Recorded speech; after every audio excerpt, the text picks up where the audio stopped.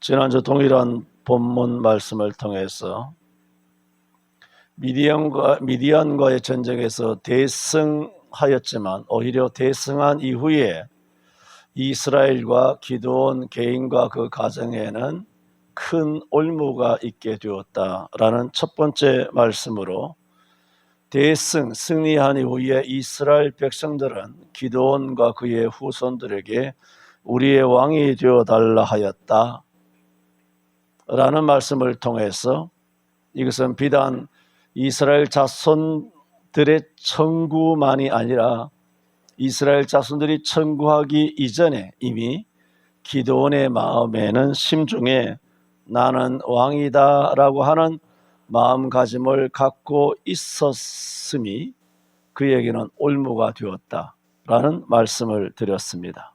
오늘은 그런 이스라엘 백성들을 향하여 왕이 되지 않겠다, 여호와께서만 너희를 다스리리라, 그렇게 겸양의 모습을 취한 이 기드온이 하지만 너희들에게 하나 구할 것이 있다라고 하면서 금 귀고리를 다 자기에게 빼어주기를 요구를 합니다. 24절에 기드온이 또 그들에게 이르되 내가 너희에게 한 일을 청구하노니 너희는 각기 탈취한 귀고리를 내게 줄지니라 했습니다. 그래서 이 금 귀고리를 가지고 뭘 만들었느냐 하면은 27절에 기드온이 그 금으로 에봇 하나를 만들어서 그렇게 말했습니다. 그러므로 이스라엘 백성들은 기드온이 우리의 왕이 되어서 당신과 당신의 아들과 당신의 손자가 우리를 다스리소서 했지만 나도 내 아들도 너희들을 다스리지 아니하고 여호와께서만 너희를 다스리리라 하는 참 믿음 있어 보이는, 참으로 겸손해 보이는 인격의 어떤 끝판왕 같은 그런 아름다운 모습의 기드온을 보며 사실은 감동을 받았을 겁니다. 살짝 반했을 수도 있습니다. 그러므로 기드온이 그 다음에 청구하는 금 귀고리를 다 내게 달라라고 했을 때 오늘 성경에 보는 것처럼 누구도 잠시라도 주저함이 없이 다 금 귀고리뿐만 아니라 여러 가지 것들을, 폐물들을 기드온에게 아낌없이 제출을 합니다. 27절에 읽었던 것처럼 기드온이 그 금으로 그렇게 말하고 있지 않습니까? 그 금으로라는 말은 두 가지 의미가 있겠죠. 하나는 자기가 달라고 했던 금이죠. 그죠? 근데 달라고 하니까 이스라엘 백성들이 조금도 주저함이 없이 모두 다 즐거이 드리리다 하고 겉옷을 펴고 각기 탈취한 금 귀고리를 그 가운데 다 던졌습니다. 그러니까 굉장히 수부하게 쌓였고 26절에 보면은 그 중수가 금 1700세겔이다. 굉장한 그런 많은 양의 그런 금들이 모이게 된 것입니다. 그러므로 그 금이란 자기가 달라고 한 금이기도 하지만은 동시에 이스라엘 백성들이 그 말을 듣고 바로 금을 투척한 것입니다. 다 겉옷을 펴고 다 던져서 준, 이스라엘이 기쁘게 준 그 금을 말합니다. 그 금을 가지고 에봇 하나를 만들어서 이렇게 말합니다. 그러므로 그 금으로라고 한 것은 또 반복해서 말씀드립니다. 자기가 달라고 한 금이고 달라 하니까 바로 받은 금이에요. 그러므로 그 금으로 에봇을 만들었다는 것은 그렇게 바로 받은 금을 받자마자 이런 뜻이란 겁니다. 받자마자 뭐냐? 에봇을 하나 만들었다는 겁니다. 그러므로 여러분 금을 이렇게 받았다면, 받자마자 뭘 만들었다면 이런 만들 어떤 의중을 가지고 받았을까요? 받은 다음에 이걸 만들어야 되겠다라는 갑자기 그런 생각이 떠올라서 만들었을까요? 전자입니다. 의도가 나는 왕이 아니라 했지만 겉보기에 왕으로 제위할 수도 없고 왕으로 옹립될 수도 없고 왕의 자리를 차지할 수도 없고, 왜? 하나님이 왕으로 안 세웠기 때문에. 그런 일말의 어떤 신앙적인 양심이 있어서 일부러 겸손했는지는 모르지만은 일단은 그럼에도 불구하고 매우 은밀하게, 매우 간접적이며, 그리고 매우 심중적으로, 자기만 아는 심중적으로 에봇을 하나 만들어야지라는 이런 결심이 없이는 그 금으로 받자마자 바로 에봇을 만들 수가 없는 겁니다.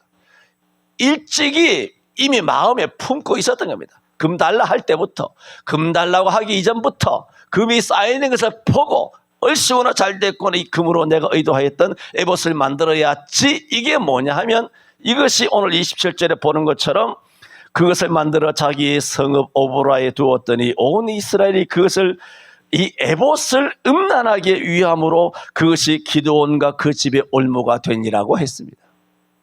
에봇이 왜 이스라엘 음란이 생기느냐? 여러분, 음란이 생긴다는 것과 바로 직결되는 것이 내용이 뭐냐 하면 우상을 숭배하는 것입니다.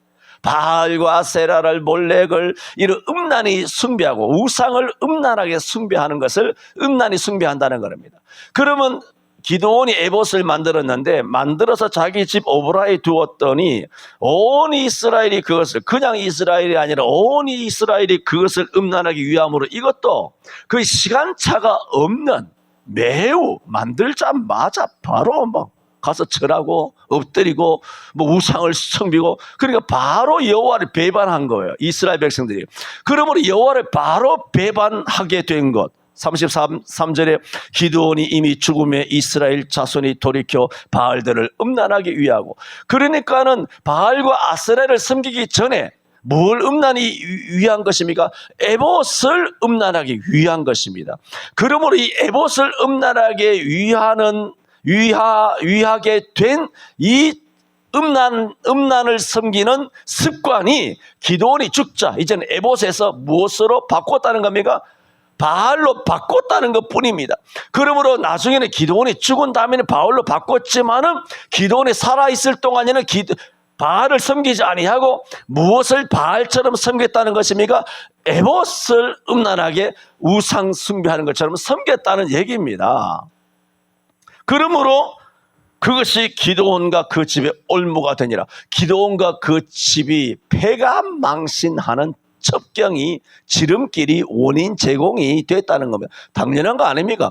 자기가 에봇을 안 만들었으면, 자기가 금 달라고 안 그랬으면, 자기가 자기 입으로 내뱉은 대로 나와 나의 아들이 너희를 다스리지 아니하겠고 여호와께서 너희를 다스리라고, 이렇게 정말 아주 순수해 보이는, 아주 순전해 보이는 그런 신앙 고백은 내가 죽도록 충성하겠습니다, 뭐 할렐루야 아멘, 뭐 오직 하나님께 영광을 하고 뒤로 하나님께 영광을 다 뒤로 챙겨버리는 이런 행동을 하지 않았으면 괜찮았을 텐데, 입으로만 그렇게 혼자 예수 제일 잘 믿는 것처럼 그렇게 해놓고는 가만히 이 본문 스토리를 깊이 파고들고 보면 실제는 처음부터 이런, 진짜 자기가 왕이라고 하는, 하나님의 영광을 중간에 가로채려고 하는, 겉으로는 왕이 아니지만 에봇을 딱 만들어 놓고 나를 다 섬기게 하는, 오보라 자기 집에 와서 에봇을 섬겼다는 것은 뭘 말합니까? 자기를 섬기는 거 아닙니까? 누가 만들었는데? 에봇의 주인공이 누군데? 누가 에봇을 만들었습니까? 자기가 만들었잖아요. 그 만들기 위해서 금 달라고 한 사람이 누굽니까? 이스라엘 백성은 그 금을 누구한테 주어서 기드온에게 주어서 왔습니까? 이래도 저래도 다 에봇에 대한 절대적인 소유권과 그 어떤 공로는 기드온에게 있는 겁니다. 그런데 오보라에 있는 자기 집에 에봇을 두었더니 온 이스라엘에서 음란하게 섬긴다? 겉으로는 에봇을 섬기는 것 같지만 실제로 누구를 섬기는 겁니까? 기드온을 섬기는 겁니다. 기드온이 이것을 저는 의도했는지 안 했는지 이렇게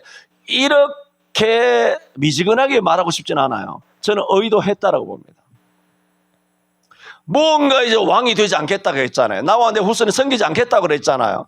그렇지만 이것을 하나 딱 만들어서 기념비적으로 뭐 비석이라도 광개토 대왕비라도 세종대왕 생이라도 우상이라도 그렇게 광화문에 하나 떡하나 세워놓고 박정희 동상을 세우든 김대중이 동상을 세우든 이리 동상 하나 떡 세워놓으면 결국은 어떻게 합니까? 김대중을 음란하게 섬기는 겁니다. 박정희는 음란하게 섬긴단 말입니다.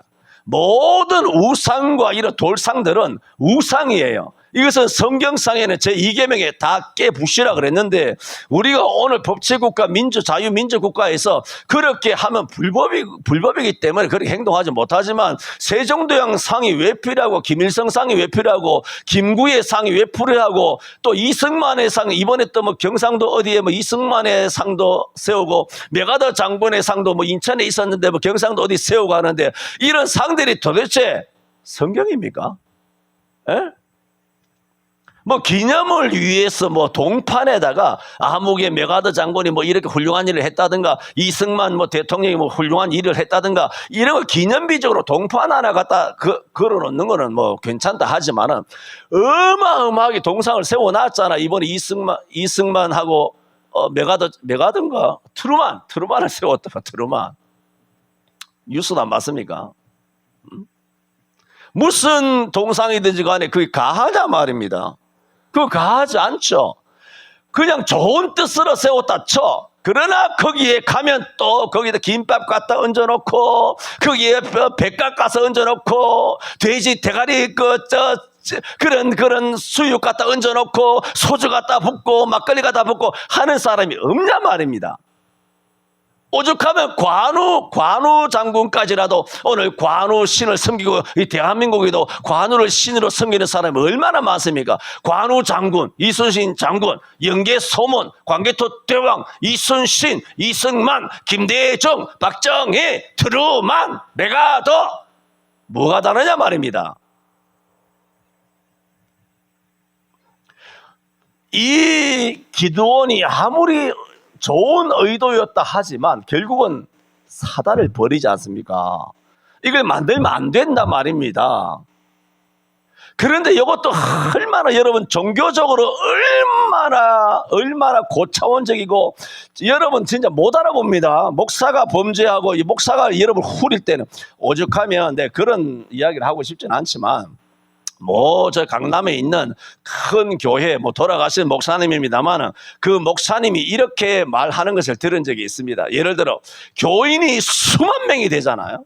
교인이 수만 명이 되면 그 수만 명을 목사가 어떻게 그렇게 많은 사람을 어떻게 목사가 좌지우지하느냐 싶지만 그것을 경험한 담임한 목사는 이렇게 말합니다. 교인이 수만 명이 되면 그 수만 명을 목사가 떡주무르듯이 할 수 있다 그럽니다.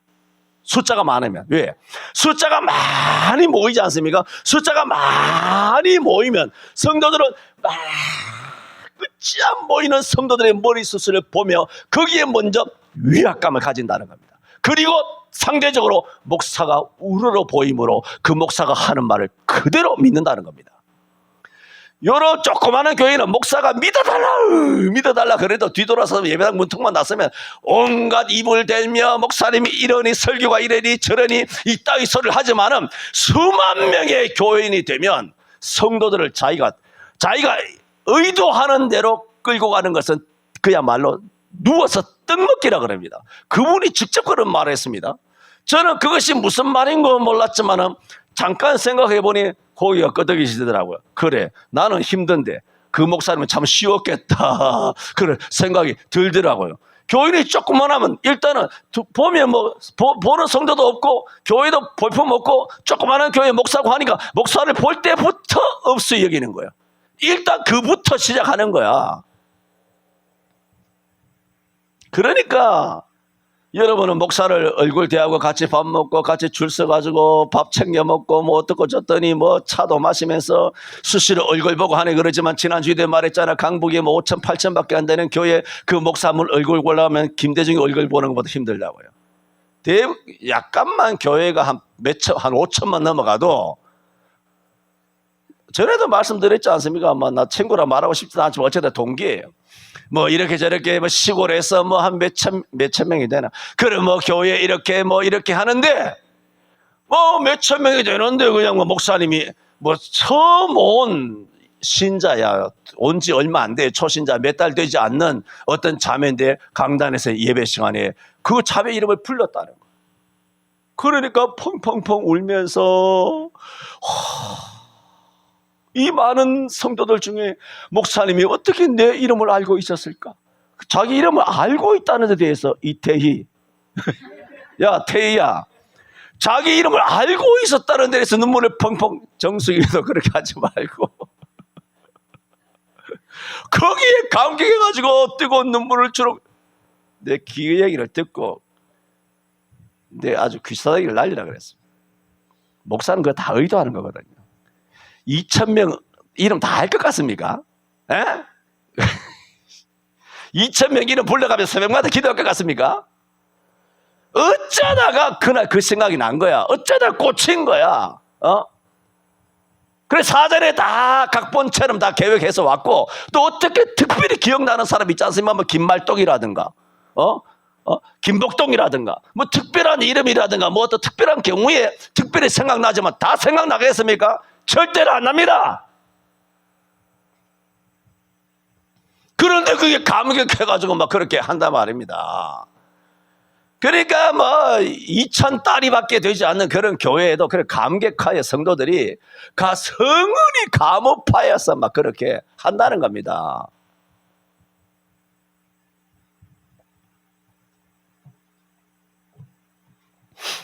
그러므로 실상은 이 뭔가 상을 만든다 하는 거 있지 않습니까? 그러면 기도원이 굉장히 저는 교묘했다. 너무너무 고단수였지 않았을까 싶어요. 입으로는 아니다 해놓고 에봇 갖다 걸어놓으니까 맨날 와서 에봇만 섬기겠습니까? 오면 기도원이 있잖아요. 아이고 김 목사님 하면 또 사과 한 박스 갖다 놓고 아이고 김 목사님 박카스 하나 갖다 놓고 아이고 뭐 그렇게 할 거 아닙니까? 오면서 그 빈손 들고 오겠냐 말입니다.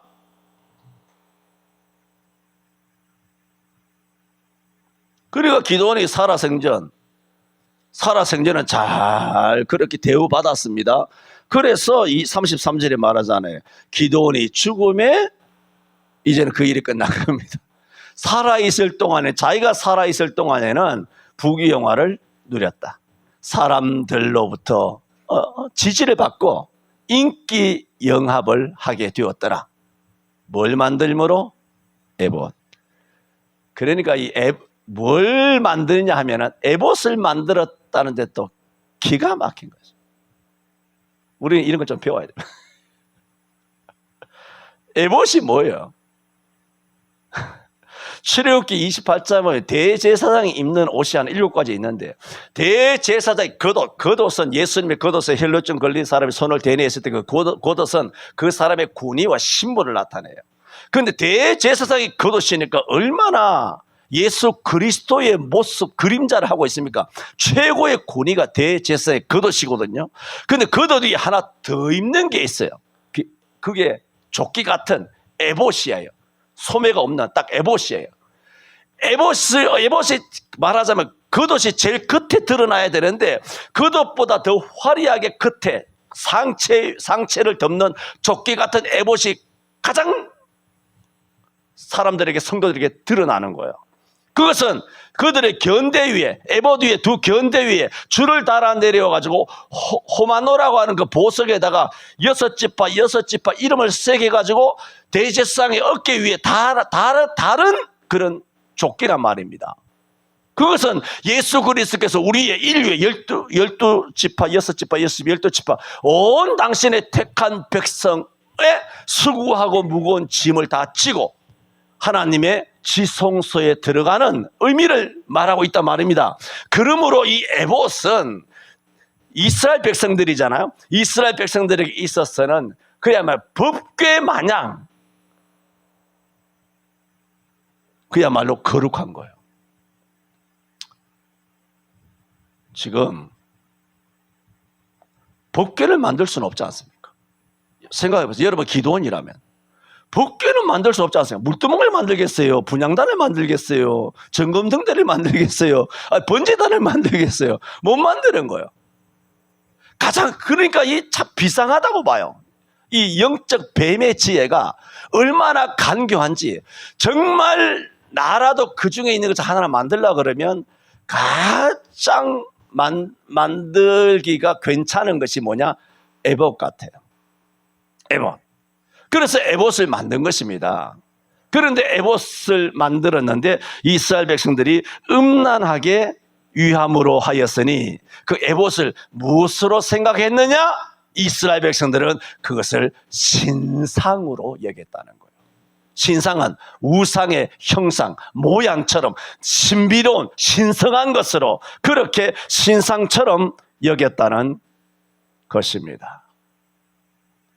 그러므로 기드온이 의도를 했든 하지 않았든 가장 거룩한 그런 옷들 중에 하나인 에봇을 특별히 선정하여 만들어서 자기 집에 탁 걸어둠으로써 그때로부터 예상되는 자기 중심적인 어떤 종교 행위, 자기 중심적인 여론 조작, 자기 중심적인 이스라엘의 심적 영적 지배, 이것을 노렸다면 이것은 뱀의 지혜가 아닌가 그런 생각을 합니다.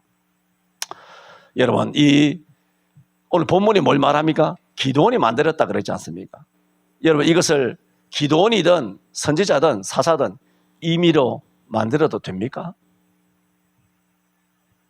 큰일 날 일이에요. 에봇은 성경에 에봇만 아니라 성소 안에 있는 성막 안에 있는 7가지 기구나 7가지 대제사장의 옷은 그 무엇도 인간이 사사로이 만들면 이스라엘에서 끊쳐집니다. 저주를 받는다 말입니다. 그래서 출애굽기 30장 37절에도 내가 만들 향은, 그러니까 안에 있는 기구도 아니야. 그 분향단에 올리는 향 만드는 겁니다. 아니면 정금등대에 하는 그 기름, 그거는 7가지 기구가 아니라 그게 소모되는 소모품이잖아요. 그 향조차도 너희가 사사로이 맡으려고 만들지 말지니 여호와의 법대로 만드는 법대로 그 향을 만들지 말라 그랬어요. 만들면 이스라엘에서 끊쳐지나니 그렇게 말했어요. 그런데 에봇을 만들어? 그리고 하나님께서는 향이든 기름이든 아니면 7가지 기구든 대제사장이 오시든 간에 성막과 관계되는 모든 것은 출애굽기 36장 1절, 39장 7절, 21절, 26절, 29절, 31절, 32절, 42절, 43절에 보면은 성경에 뭐라 그러냐면은 여호와께서 모세에게 명하신 대로 만들라 그랬어요. 그러면 기드온이 에봇을 만들려고 했을 때 여호와께서 기드온에게 명하셨냐 말입니다. 안 했잖아요.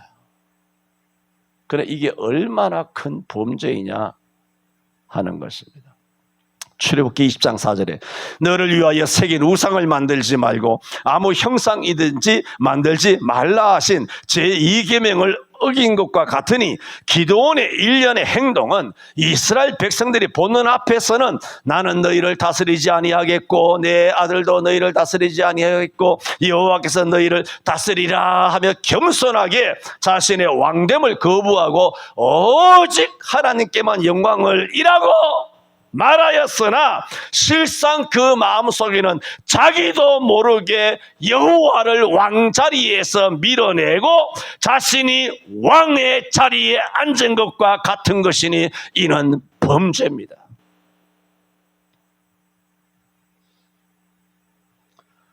에봇을 안 만들었습니다 라고 한다고 되는 게 아니에요. 오늘 이런 것처럼 에봇을 만든다고 교회가 뭔가 성경 외적인 것을 가지고 뭔가 거룩하게 만든단 말입니다.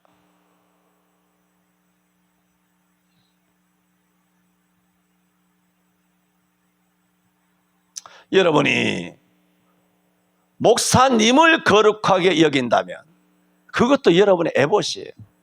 또 목사가 자기가 거룩한 것처럼 성도들에게 그것을 의도한다면,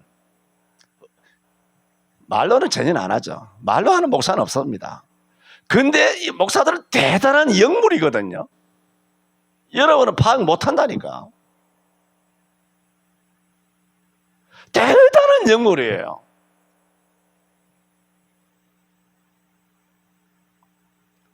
그래서 자기가 의도하진 하든 의도하지 않든 간에 성도들의 그 어떤 찬사, 그 사람들의 그 지지를 0.001%라도 그 흡족하게 여기는 순간 자기는 성도들에게 에봇과 같은 존재로 의도가 되는 겁니다. 의도.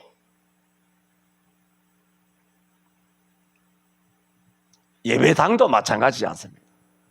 예배하는 곳이니까 거룩해요. 그건 분명해요. 술집이 아니잖아요. 그러나 건물 자체가 거룩하진 않잖아요. 목사나 장로나 권사나 집사, 직분이 거룩하지. 목사님이, 장로님이 거룩한 게 아니란 말입니다. 왜 그걸 구분을 못해? 권사라는 직분, 집사라고 하는 직분이 거룩하지 집사님이 거룩한 것이 아니란 말입니다. 거룩한 직분 속에 목사님은 죄인이죠. 장로라고 하는 거룩한 직분 속에 있는 인간은 죄인이죠. 거룩한 예배당에서 예배하는 모든 회중들은 죄인이죠. 이게 거룩히 여김을 받게 되는 것은 그게 에봇입니다. 뭐 그 외에도 많이 있습니다. 이런 분명한 범죄입니다. 그래서 오늘 8장 27절에 다시 한번 보면 기드온이 그 금으로 에봇 하나를 만들어서 자기의 성읍 오보라에 두었더니 온 이스라엘이 그것을 음란하기 위함으로 그것이 기드온과 그 집의 올무가 되니라 했습니다.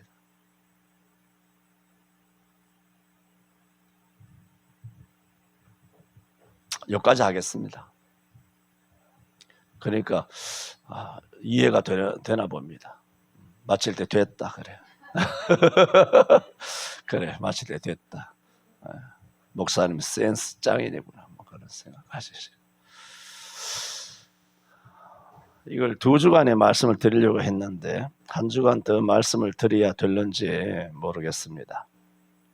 저는 동일한 본문을 가지고 기드온의 올무, 이제 제목 이해가 되시죠?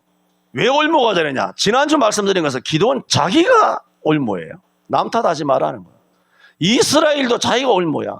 여러분도 여러분 스스로가 덫이라고, 덫. 남 탓하지 말고 내가 덫이라고, 나의 덫이 나라고요. 성경 어디에 남을 십자가 지우고 남을 부인하고 남의 십자가를 지라고 했나요? 전부 다 당신네들 거예요. 전부 다 내 거고.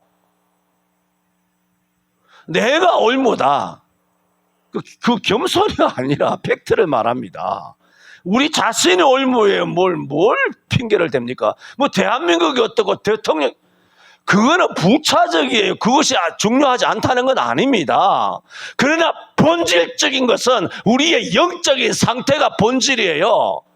문재인이든 윤석열이 그게 둘째고 잼버리든 무슨 개버린일이든 그게 중요한 것이 아니라 지금 뭐 개차만 됐잖아요. 잼버린이 뭔지 뭐 엉망진창이 됐잖아요. 다 죽일 놈 살릴 놈이죠. 그런 것들이 너무너무 많이 있지만 실제 올물은 잼버리가 아니란 말입니다. 누구예요? 여러분이에요. 나라고요. 성경에 말씀하잖아요. 기드온의 올무가 누구냐? 네라는 거예요. 기드온의 올무가 뭐냐? 너가 종교적으로 거룩한 것을 만들어내는 거. 그게 올무라는 겁니다. 여러분은 종교적으로 거룩하게 만드는 게 없습니까? 그게 바리새예요. 그게 여러분의 에봇이라고요. 그것을 음란하게 섬기더라. 이것이 기드온의 집에 올무가 되니라. 덫이에요. 덫에 착커덕. 덫이 무섭지 않습니까? 발목까지 다 잘려나갑니다. 막. 뼈마득이 드러날 정도로 확 패이죠. 덫이. 하는데 여러분 아시는 것처럼 9장에 가면 이 덫이 그의 첩의 아들 아비멜렉에 의해서 기드온의 본처와 후처의 몸에서 난 70명의 아들이 하루아침에 다 모가지가 댕강댕강 돼요. 전멸하게 되지 않습니까? 하나 빼놓고 다 죽는 어마어마한 범죄. 이런 참혹한 것으로 지금 뭡니까? 새 한 마리도 하나님이 허락하지 않으면 땅에 안 떨어지는데 이렇게 70명을 모가지를 다 잘라버리시는 누구를 통하여? 아비멜렉 첩의 아들을 통하여 본처의 아들 70명을 다 모가지. 이게 고륙상전 아닙니까? 다음 주 주보가 고륙상전 나갔는데 바꿔야 되겠습니다. 다음 주 제목이 9장 1절부터 해가지고 7절까지 해서 고륙상전 나갔는데 주보 바꿔서 내가 보낼게요. 그거 인쇄하지 마십시오. 그러므로 이 범죄가 그렇게 기도원이 70명의 아들을 죽이시잖아요. 그 하나님 허락하신 거잖아요. 그러므로 하나님께서 이런 것으로 되갚으신다는 것은 기도원이 에봇을 만드는 것에 대한 이 범죄를 하나님이 갚으신 거죠. 그러면 이 범죄가 얼마나 큰 범죄였느냐 하는 거예요. 지도자의 범죄. 기도합니다. 주님은 사사기를 통하여 기도원의 올무란 제목으로 우리가 말씀을 돌아보면서 그렇습니다. 우리의 속 사람이 올무요 우리의 속에 있는 또 다른 죄의 법이 올무요 우리의 정욕이 올무요 우리가 거룩하다는 성스러운 것을 꾸미는 그런 일부러 겸손함이 올무입니다. 우리에게는 그런 거짓된 것이 양파 껍질처럼 12겹을 싸고 있습니다. 다윗의 고백처럼 정직한 영을 새롭게 하여 주옵소서. 하나님 앞에 정직하고 순전하며 착한 삶으로 우리 인격이 회복되게 하여 주옵소서. 예수님 이름으로 기도하옵나이다. 아멘.